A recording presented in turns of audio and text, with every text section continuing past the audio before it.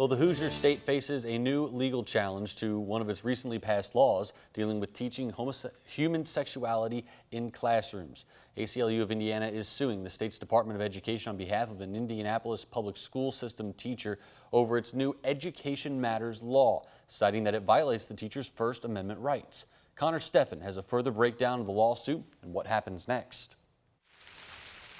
Regarded as the Education Matters law by some, these kids are going to be made to feel that there is something shameful in their identity, and that's really harmful to a child's mental development. And a so-called Don't Say Gay bill by others. Indiana House Enrolled Act 1608 faces a new legal challenge before taking effect July 1st. The ACLU of Indiana announced Friday it filed a lawsuit on behalf of Indianapolis public schools teacher Kayla Smiley. It claims the law is overly broad and violates Smiley's First Amendment rights. Indiana Governor Eric Holcomb signed HEA 1608 into law in April. The provision bars teachers from providing instruction on human sexuality to pre-K students through third graders. However, teachers are allowed to answer questions about human sexuality if asked by a student. But the suit explains the law doesn't define instruction or human sexuality, meaning Smiley is unable to determine how to act so she doesn't get in trouble with the law. The law also requires schools to notify a parent if their child requests to go by a different name or pronouns in school. I think we've kind of gone backwards in acceptance and inclusion. Zoe O'Halen-Byrne with Indiana Youth Group said her organization has seen the number of young people seeking its support services spike 300% in the last 6 months. Because these laws have passed, people feel like it's okay to lash out at the LGBTQ plus community because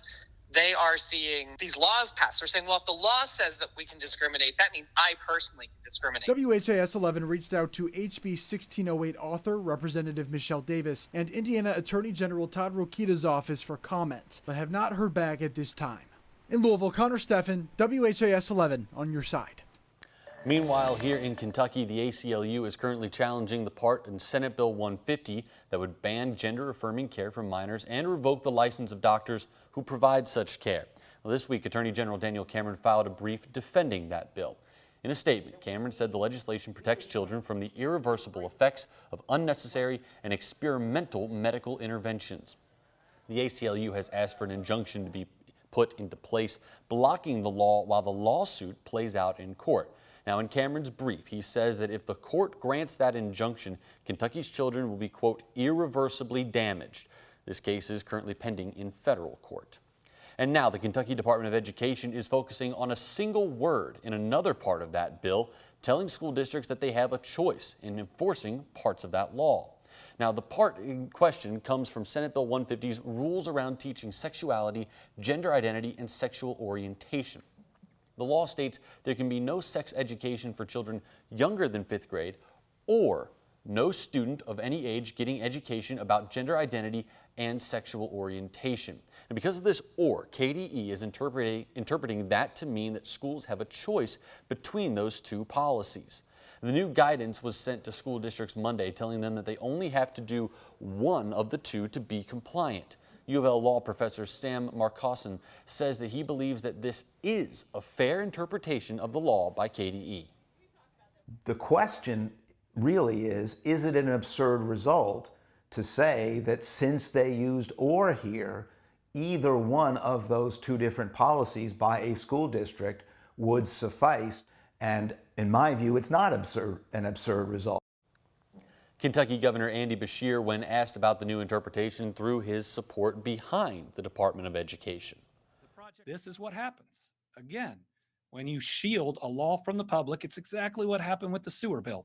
Not letting anybody read it or comment on it, not allowing legislators to read it and rushing it through.